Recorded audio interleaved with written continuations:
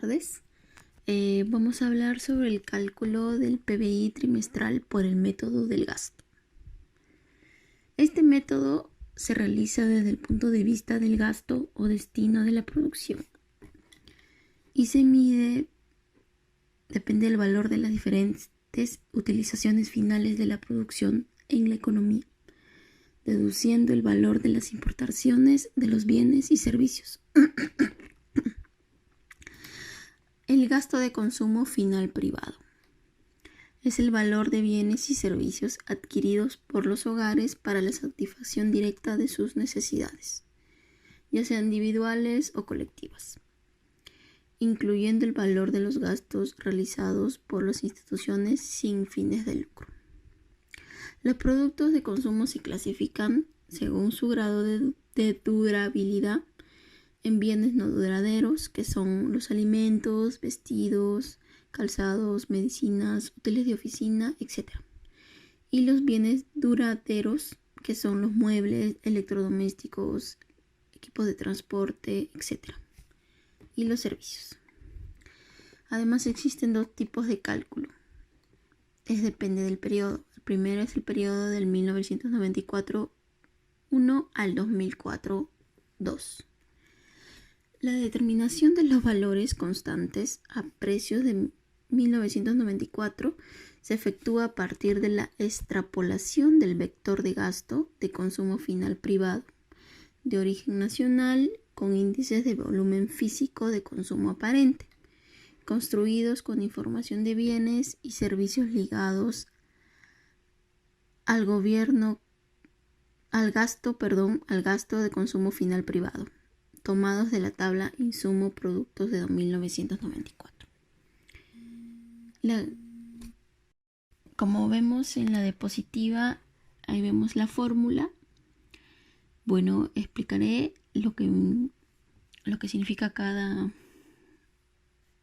uno. En la IBF-PN significa el índice de volumen físico de la producción nacional. IBF-M es el índice de volumen físico de las importaciones.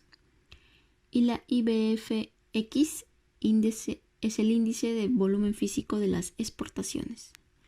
WPN es la importancia relativa de la producción nacional acorde tabla insumo producto. La WM es la importancia relativa de las importaciones acorde tabla insumo producto. Y la WX es la importancia relativa de las exportaciones acorde tabla insumo producto. El otro cálculo es a partir del periodo 2004-3. A partir de este periodo, la metodología se ve fortalecida con la inclusión de la Encuesta Nacional de Hogares, que es la ENAHO, que es continua desde el mes de mayo de 2003, la cual permite obtener información trimestral comparativa sobre el gasto de consumo final privado por productos y grandes productos de consumo. El otro gasto es el gasto de consumo final del gobierno. Es el gasto realizado por el gobierno en bienes no duraderos y servicios de uso intermedio, proporcionados a la comunidad en forma de servicios individuales o colectivos.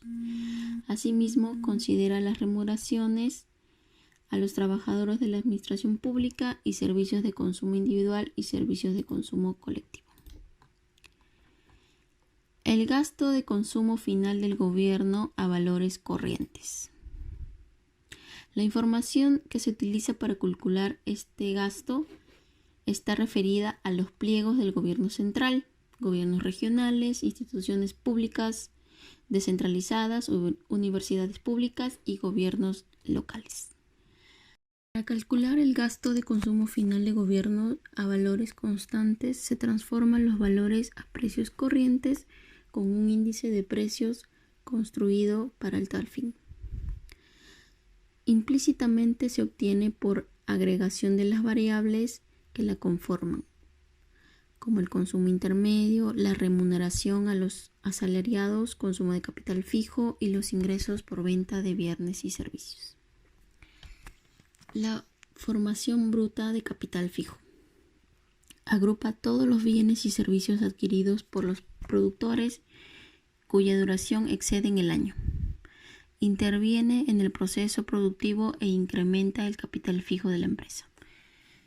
Está primero el origen nacional, como la construcción, que son el ejemplo, por ejemplo, son viviendas, edificios, mejora de tierras, etc. En el ámbito del equipo, los de transporte, maquinaria y equipo agropecuario y el equipo industrial y otros bienes de capital, tal como las plantaciones, el ganado, etc. Está el origen importado, por ejemplo, en el equipo están los ejemplos de equipo de transporte, también equipo agropecuario e industrial.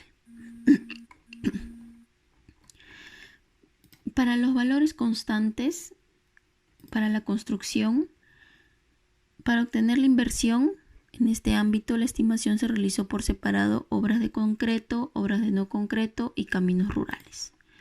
Para la maquinaria de equipo, en el origen nacional,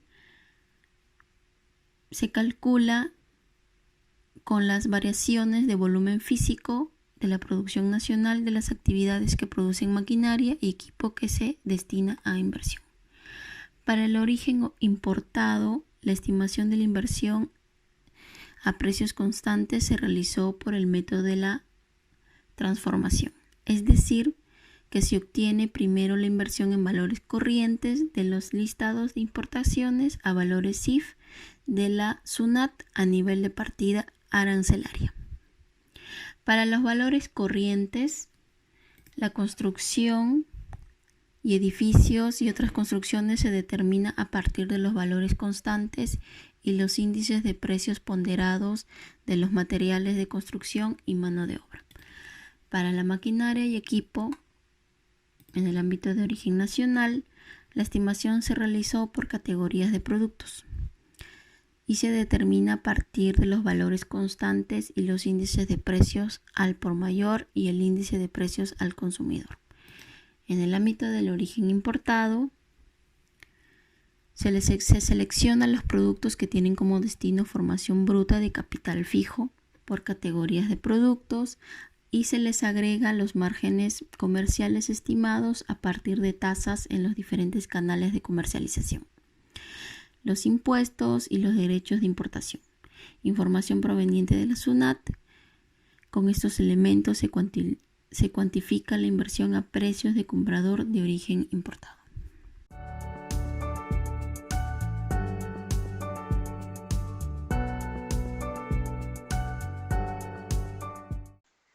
Variación de existencia. Son aquellos que registran los cambios en el valor de stock, es decir, es la diferencia entre el volumen de mercancías existente de principio a fin de cada periodo. Evalúa precios vigentes durante el lapso de referencia. Se incluyen los bienes producidos, los que se encuentran en proceso de elaboración y los bienes terminados que estén en los productores. Se valora en principio a los precios del mercado del día en que ocurran las operaciones. La diferencia entre variación de existencias en términos contables y la variación de existencias en términos económicos se llama apreciación, que consiste en la corrección de variación de existencias contables por medio de índices de precios adecuados, obteniéndose la variación de existencias a precios del trimestre. La variación de existencias presenta la siguiente estructura: comerciantes, que es la mercadería; productor, los productos en proceso, subproductos, desperdicios, productos terminados; y utilizador, que es la materia prima, materiales auxiliares, envases, embalajes, etc. Exportación de bienes y servicios. Las exportaciones de bienes y servicios consiste en ventas, trueques, regalos o donaciones de un bien o servicio de los residentes a los no residentes. Es básicamente todo bien o servicio legítimo que el país productor o emisor, el exportador, envíe como mercancía a un tercero, el importador, para su compra o utilización. Las exportaciones se valoran a precio FOB, valor de la mercancía puesta en el puerto de embarque, incluyendo el costo de empaquetado. Este valor le corresponde al precio del mercado de bienes en las fronteras del país exportador. Los que se encargan del control de la medición de las exportaciones de bienes y servicios son: 1. La Estadía de Aduaneras. Es la principal fuente de información. Superintendencia Nacional de Administración Tributaria, la SUNAT. Registra de forma detallada todos los datos pertinentes al proceso de exportación de bienes en el documento de Declaración Única de Aduanas, DUA, a nivel de partida arancelaria. 2. La Balanza de Pago del Perú, elaborada por el Banco Central de Reserva del Perú, el BCRP. Permite contar la información complementaria del total de las operaciones de bienes y servicios mediante la cobertura de balanza comercial y balanza de servicios. La importación de bienes y servicios. Las importaciones de bienes y servicios consiste en compras, trueques, regalos o donaciones de los bienes y servicios que realizan los residentes de un determinado país con el resto del mundo, es decir, que son el conjunto de bienes y servicios comprados por un país en territorio extranjero para su utilización en el territorio nacional. Esta operación comercial tiene como objetivo adquirir productos que hay en el extranjero que no se pueden encontrar en territorio nacional, o en el caso de que haya, los precios sean superiores al país extranjero. Las importaciones de bienes se valoran a precio CIF, es decir, que incluye el costo de los seguros y fretes. Los que se encargan de la medición de la variación de importaciones son: 1. La Superintendencia Nacional de Administración Tributaria, la SUNAT. La fuente de información básica es la Estadía Aduanera. La SUNAT registra en forma detallada todos los datos pertinentes al proceso de importación de bienes en el documento de Declaración Única de Aduanas, DUA, a nivel de partida arancelaria. 2. El Banco Central de Reserva del Perú, el BCRP. La información de balanzas de pagos elaboradas por el BCRP permite contar con la información complementaria del total de las operaciones de bienes y servicios mediante la cobertura de balanza comercial y balanza de los servicios. La 3. Zona de Franca de Tacna, Sonfra-Tacna. Es la fuente que proporciona las estadísticas básicas complementarias de comercio exterior de zonas francas. Esto es mercancías provenientes de la zona comercial de Tacna. Y por último, el Ministerio de Economía y Financia, el MEF, es la fuente que nos permite contar con la información de la cuenta general de la República, que es la defensa.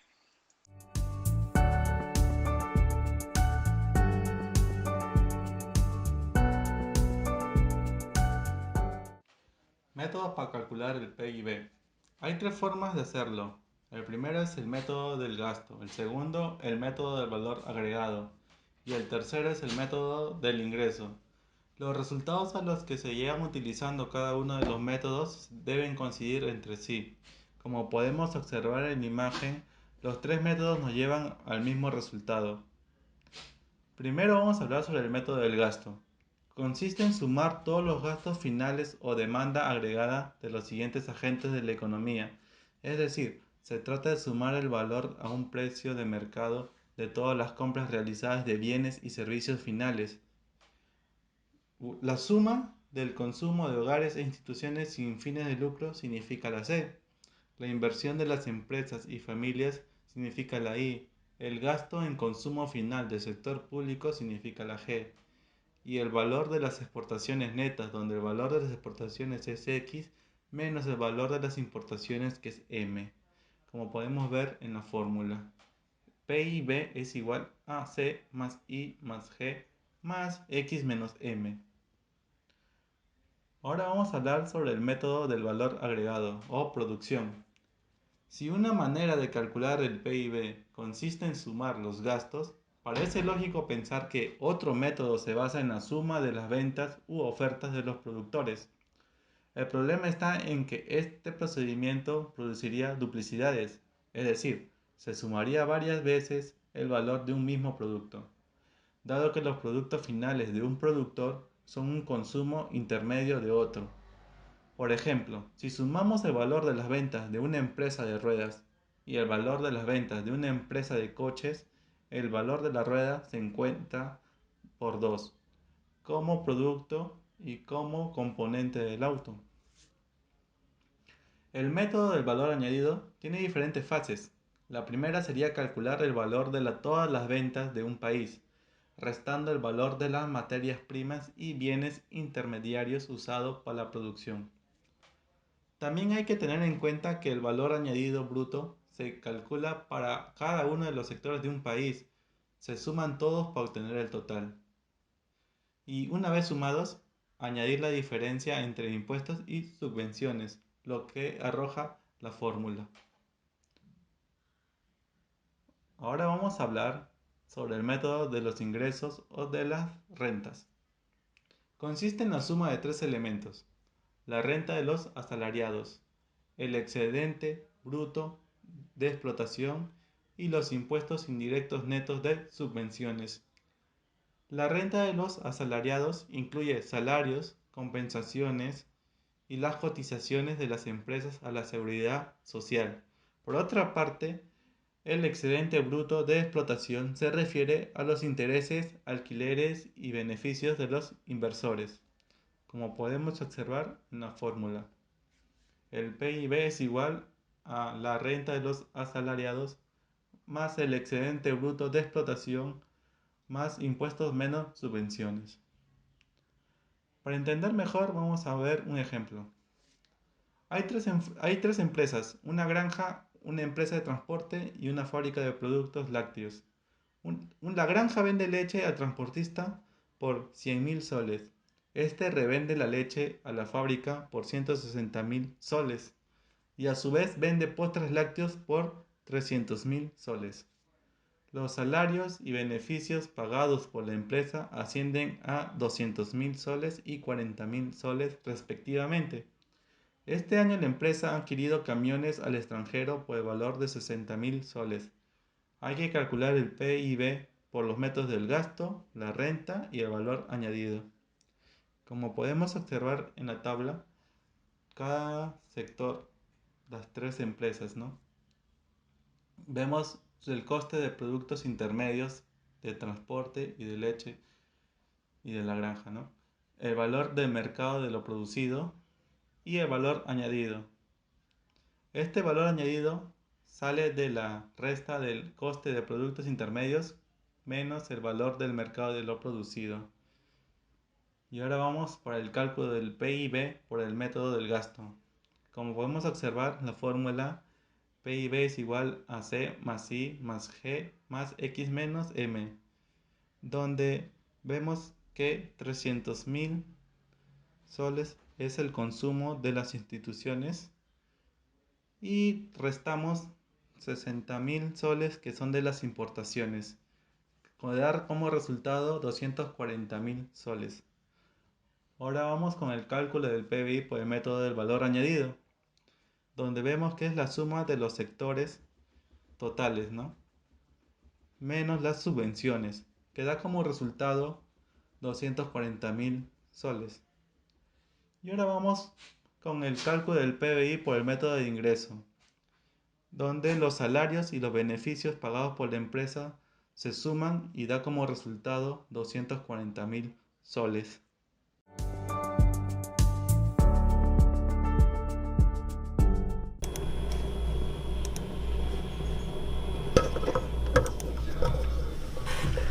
Bueno, ahora vamos a hablar de lo que es el PBI nominal y el PBI real, ¿no? Ambos, digamos, se diferencian por el índice de precio del consumidor. La producción en sí se mide en términos monetarios. La inflación puede hacer que la medida nominal del PBI aumente año tras año, mientras que el PBI real permanece fijo. El PBI debe ser calculado deflatando lo que es... El PBI real debe ser calculando deflatando el PBI nominal a través de un índice de precios. Más concretamente se le dice lo que es el deflactor del PBI, que es un índice que incluye a todos los bienes producidos, ¿no? Para la comparación internacional del PBI, este debe ser calculado en dólares, ¿no? Donde se interviene un valor fluctuante como la volatilidad del tipo de cambio. Acá vemos tres gráficos, ¿no? El primero, digamos, es el cuadro trimestral de la evolución del PBI nominal a través de los años de acuerdo al informe del BCR. Entonces, digamos, en los primeros años, el primer trimestre del 92 y 93, una liquidez muy alta, ¿no? Mientras que en los últimos trimestres se ve por primera vez en 25 años un valor negativo. Digamos que este cuadro se puede observar, digamos, un crecimiento nominal muy alto en los años 92 y 93. Esto debido a que la recuperación económica después de una crisis económica marcada por una hiperinflación, la cual se fue reduciendo gradualmente en esos años. Por otro lado, a partir del primer trimestre del año pasado, hasta el 2020, el PBI por primera vez en 25 años tomó un valor negativo, el cual tuvo su pico más bajo en el segundo trimestre del mismo año. Todo esto motivado por las reducciones producto de la pandemia, que llevó a una reducción significativa de la producción nacional de bienes y servicios. Para aclarar mejor este tema, acá vemos otro cuadro del Producto Bruto Interno para todos los últimos años, ¿no? El 2018-2019 y el 2019-2020.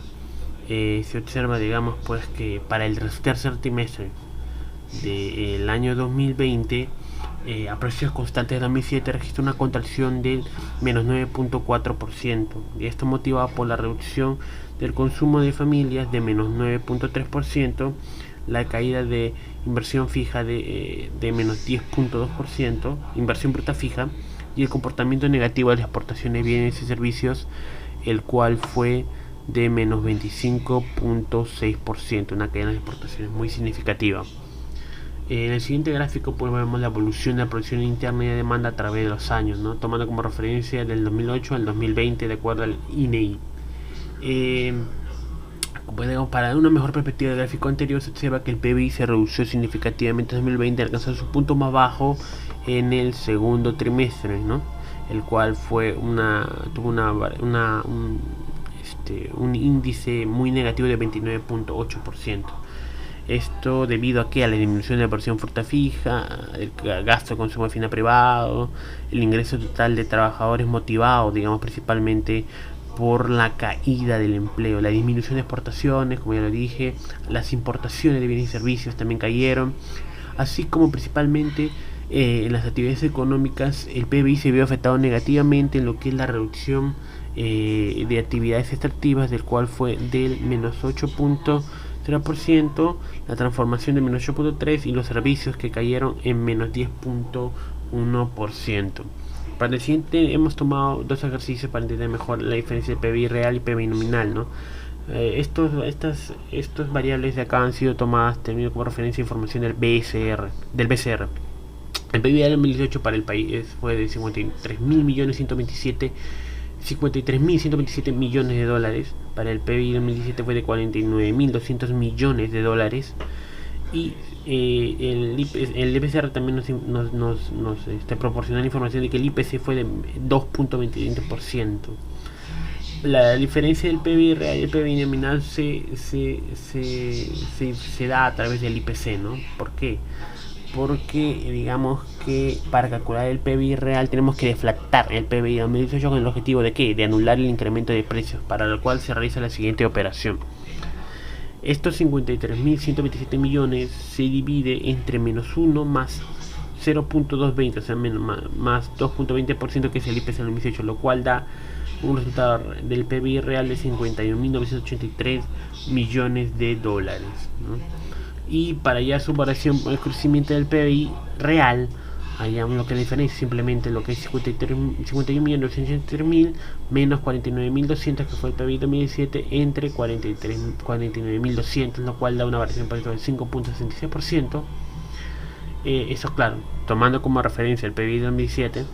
Y el PBI nominal, la diferencia es que no considera este IPC y simplemente se la resta, ¿no? 53.127 millones menos 49.200 millones entre 4.100, lo cual da un crecimiento del PBI de 7.98, el cual, digamos, el PBI real es menor que el PBI nominal.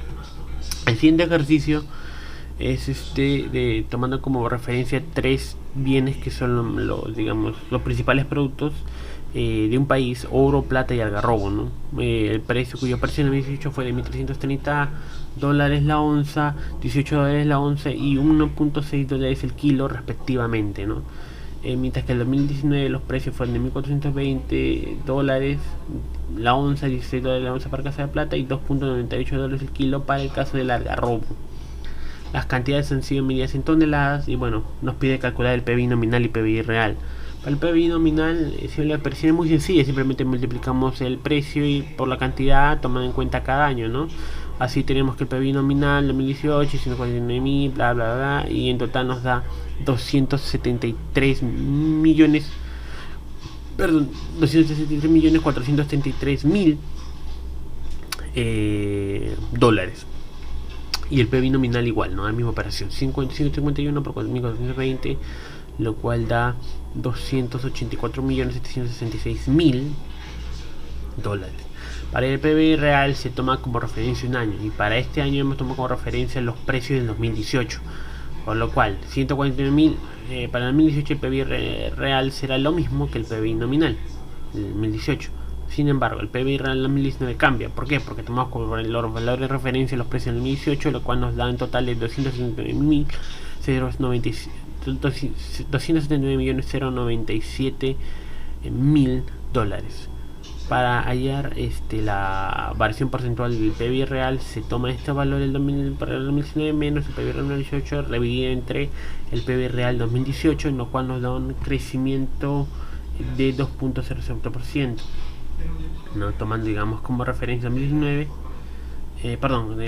como referencia el 2018. Y para el PBI nominal lo mismo, ¿no? Simplemente restar 284 millones menos 273 millones entre 273 millones, lo cual nos da una tendencia al crecimiento, ¿no? Con respecto al 2018, con una variación porcentual del 4.14%. En ambos se puede observar una tendencia al crecimiento. Luego tenemos el Producto Nacional Bruto, ¿no? Todos estos valores son parte de las identidades de las cuentas nacionales. El Producto Nacional Bruto, cuya fórmula es el PBI más el Producto de las Naciones fuera del territorio, y el Producto menos la producción extranjera en el territorio. Pero ¿qué es el PNB? El PNB cuantifica la producción total del país llevada a cabo anualmente, independiente de la residencia del factor productivo que la genera, ¿no? Digamos que en el caso del PBI se contabiliza el valor agregado dentro del país, mientras que en el caso del Producto Nacional Bruto se contabiliza el valor agregado por los factores de producción de propiedad nacional. Para dar una mejor aclaración sobre la diferencia entre el PBI y el PNB, vemos pues acá, de acuerdo al informe del BC del INEI, el Producto Bruto Interno es mayor en comparación con el Producto Nacional Bruto Interno, ¿no? Esta información proporcionada por el BCR. Vemos, por ejemplo, 2015, 482 millones 506 482.506 millones de soles, mientras que en 2015 es de 463 180 millones. Hay una tendencia mayor. ¿Y esto por qué se da? ¿Por qué el PBI es mayor que el PNB? Digamos que por lo menos en estos últimos 15 años o 20 años, esto ve que el Perú es un país capitalista, ¿no? Con presencia de capital extranjero, por lo cual pues es obvio que la producción de extranjeros en el territorio aumentará. Como se observa, pues muchas empresas como entidades bancarias, mall, concesionarias mineras están invirtiendo en el país, por lo menos hasta antes de la pandemia había esa tendencia. Acá, por ejemplo, puedo dar otro ejemplo más. Una empresa multinacional de Bélgica dedicada a la fábrica de cerveza tiene su fábrica en el Perú. Lo que produce esta fábrica será tomado en cuenta en el PNB, el Producto Nacional Bruto del país belga, más no en el Producto Nacional Bruto peruano, ya que a pesar de la cerveza, debido a que la cerveza, a pesar que la cerveza se fabrica en el Perú, la empresa es de origen belga. En cambio, lo que produce esta fábrica sí se contabiliza en el PBI de Perú, más no en el PBI del país belga. El Producto Nacional Neto, es la producción de bienes y servicios que se realizan en un periodo, las naciones, digamos, dentro y fuera del territorio, a lo cual se resta el consumo del capital fijo, ¿no? Este es en sí la depreciación, la amortización que digamos se utiliza de los activos económicos que se utilizan para la producción de bienes y servicios. Para entender esto hemos elaborado acá un ejercicio aplicado. Digamos que para un determinado país la producción es de 250 millones de dólares en bienes, y 120 millones de dólares en servicios. Los activos fijos, digamos, tienen una depreciación valorizada de 40 millones, mientras que los capitales de la empresa ciudadana que son residentes del país, digamos, han hecho actividades fuera del país, su producción fue de 100 millones en bienes y 60 millones en servicios, para lo cual la depreciación de estos activos internacionales fue de 15 millones de dólares. Para hallar el Producto Nacional Bruto, primero tenemos que hallar lo que es la Producción Nacional Bruta, la cual fue, digamos, que en bienes y servicios de 250 millones en bienes más 120 millones en servicios, sumado más lo producido a nivel internacional, ¿no?, por los capitales de empresas y ciudadanos que han ejercido actividades fuera del país, lo cual fue de 100 más 60 millones, y lo cual se resta, como vemos acá de acuerdo a la fórmula, lo que es lo que es se regresa el consumo de capital fijo, ¿no? Entonces la depreciación para los a nivel nacional 40 millones y para los activos internacionales 15 millones, lo cual da un producto nacional neto de 475 millones de dólares.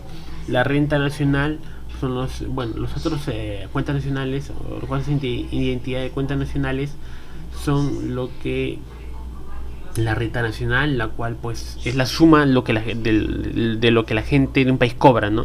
Es decir, el conjunto de retribución de todos los factores de producción de un país, ¿no? La renta nacional es la suma de todo lo que se cobra: los salarios de trabajadores, alquileres, intereses, dividendos, acciones, etcétera. Para la fórmula, acá vemos de qué es la fórmula: RA más NE. Bueno, RA es la remuneración de asalariados, más N, que es el excedente neto de explotación. Esto es igual, el PBI menos TI. ¿Qué es un TI? Es los impuestos indirectos menos los subsidios y menos la D, que es la de depreciación, la RRN, que es la renta de nacionales residentes en otros países, la RRE, que es la renta de extranjeros residentes en el país, y el producto nacional neto. La renta personal, que es la renta personal, es la cantidad de dinero recibida por los individuos de un país a lo largo de un periodo de tiempo, ¿no? Esto abarca todo tipo de ingresos, sueldos, alquileres, cobros, inversiones financieras, transferencias, y digamos que se deriva de la renta nacional, por lo cual pues para su cálculo la renta personal, renta nacional, menos utilidades no distribuidas, menos las pensiones, sumado, digamos, a lo que se agrega los intereses y las transferencias.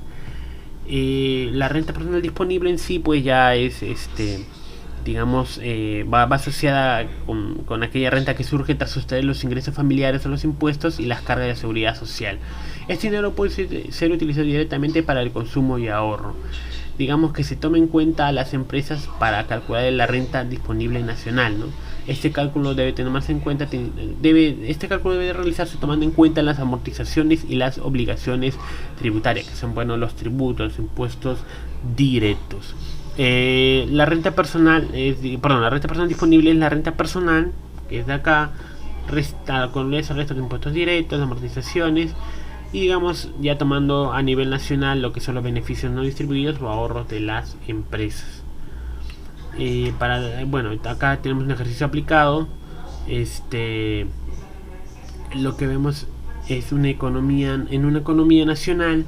Se sabe los datos que la economía es abierta, es decir, hay mucho capital extranjero invirtiendo en el país, y se tiene sector público y privado, y se tiene como vemos acá la fórmula, ¿no?, de la renta nacional.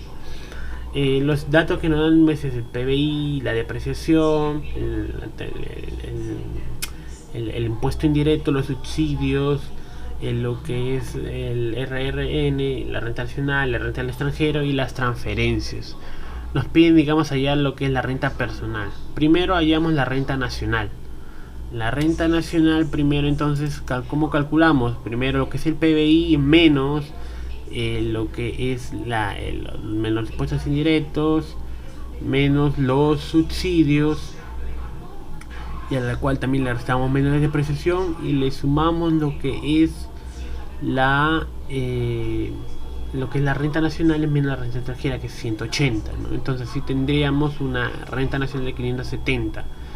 Y para allá lo que es la renta personal, que digamos es la renta nacional, que ya la acá tenemos, que es de 570, y las demás utilidades nos distribuíamos las pensiones más intereses y transferencias. Bueno, en este caso solo nos proporcionan lo que son las transferencias, para lo cual se suma pues los 570 más los 120, lo cual nos da una renta personal de 690 millones de dólares. Bueno, eso sería todo.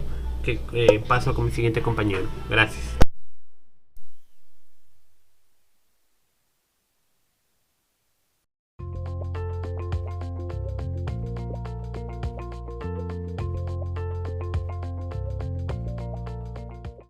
Inflación.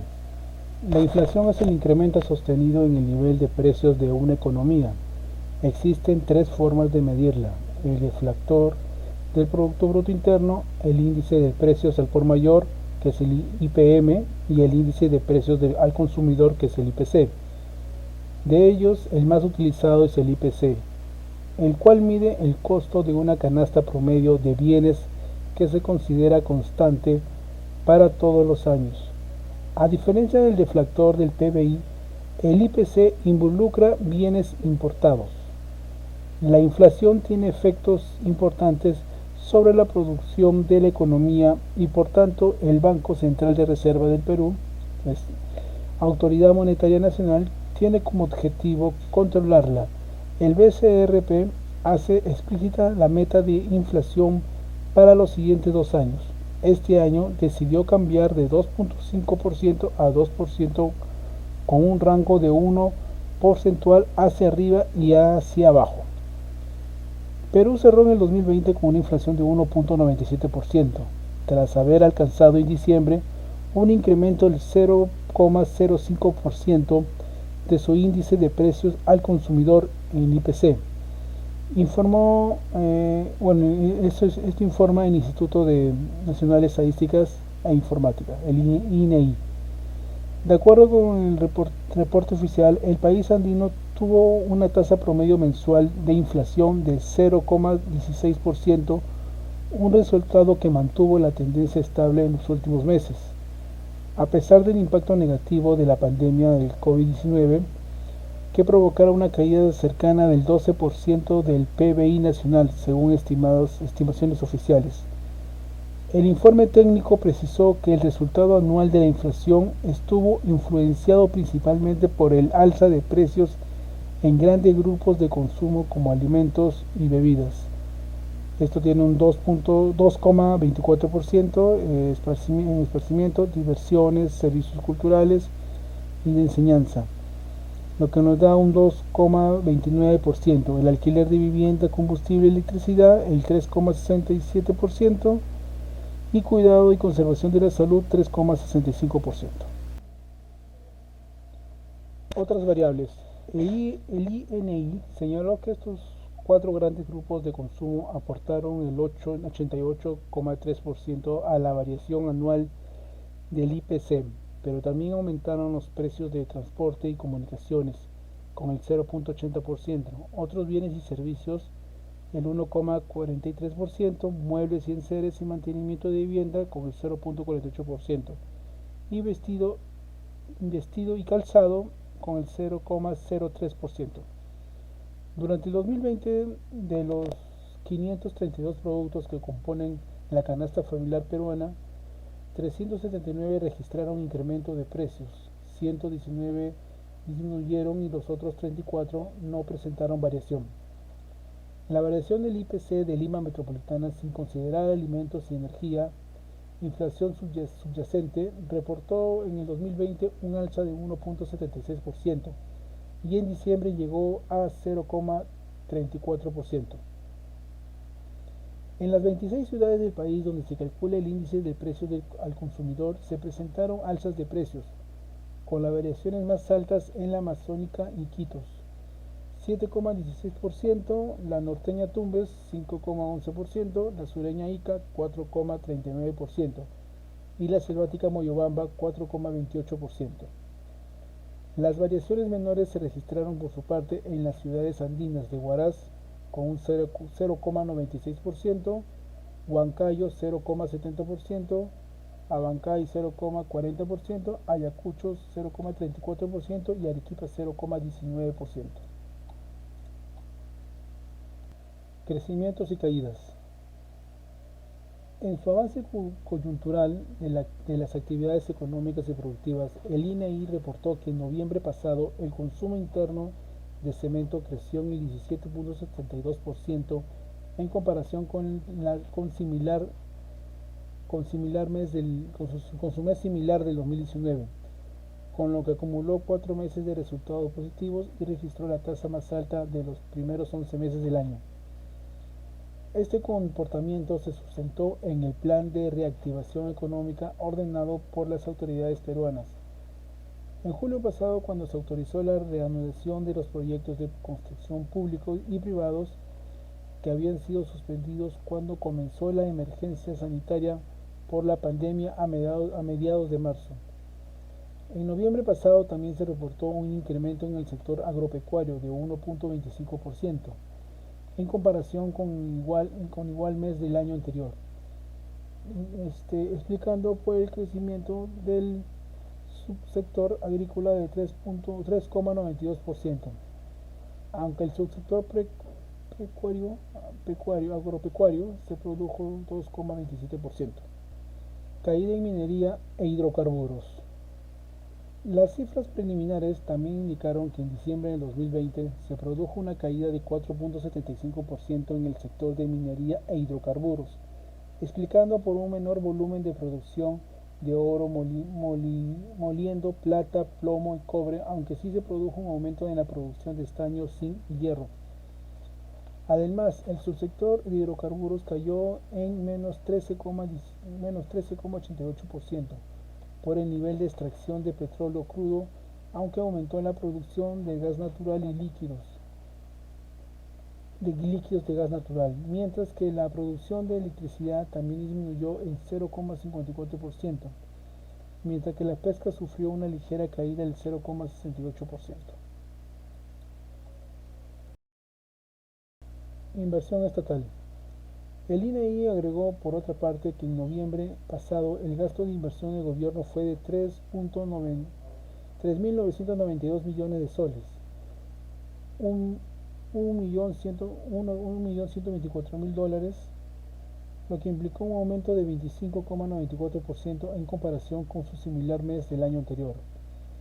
Esto se dio a la recuperación sostenida por las obras públicas suspendidas desde marzo, mientras que el gasto de consumo del gobierno en términos nominales ascendió a 9.450 millones de soles, 2.661 millones de dólares, a lo que implicó un aumento de 14,02%. Además, el otorgamiento de créditos mantuvo una tendencia positiva, ya que se accedió a 223.521 millones de soles, vendría a ser 62.963.000, un 22,73% más similar que el mes del año 2019. Los créditos hipotecarios para viviendas totalizaron 51.128.000 soles, que debería ser algo de 14 millones de dólares, ¿no? Un crecimiento de 4,07, aunque los créditos de consumo llegaron a 52.492.000 soles, un promedio de 14.786.000 de dólares, con una reducción de 5,90% en comparación con el noviembre de 2019.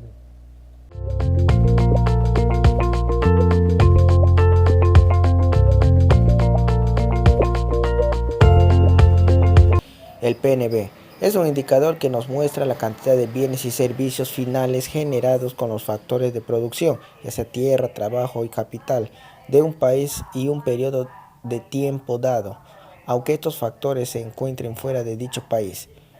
Bueno, ahora más o menos para calcular la tasa de variación del PNB vamos a utilizar la siguiente fórmula, que ahí como podemos ver es la tasa variación PNB, que vamos a ver que es igual al PNB año 1, al otro lado el PNB año 0, menos 1, y vamos a multiplicar por 100, que es igual al porcentaje.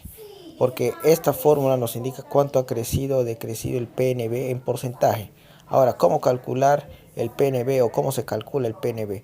Para obtener el cálculo de este indicador hemos de partir de la fórmula del PBI, ya que esta también mide la riqueza generada dentro de un país, con la diferencia de que, tal como hemos comentado, no tiene en cuenta si estos factores de producción son propiedad de nacionales o de extranjeros.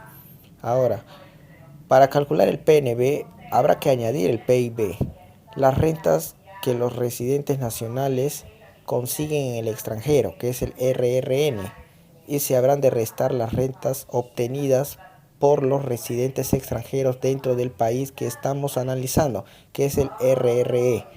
Entonces quedará el siguiente modo: PNB, que es el principal, se va a ver el PIB más el RRN menos el RRE. Por tanto, el PIB será mayor que el PNB en los países con mucha presencia de capital extranjero. En estos casos el RRE aumentará. Y al contrario, en los países donde las inversiones en el extranjero sean altas, en estos casos será mayor el PNB que el PIB, ya que la RRN aumentará. Además, en una economía cerrada el PIB coincidirá con el PNB. Esto sí es así, ya que no hay movimiento de rentas entre nacionales, y extranjeros. Bueno, eso ha sido todo y espero que hayan entendido más o menos qué es el PNB, que es el Producto Nacional Bruto. Muchas gracias.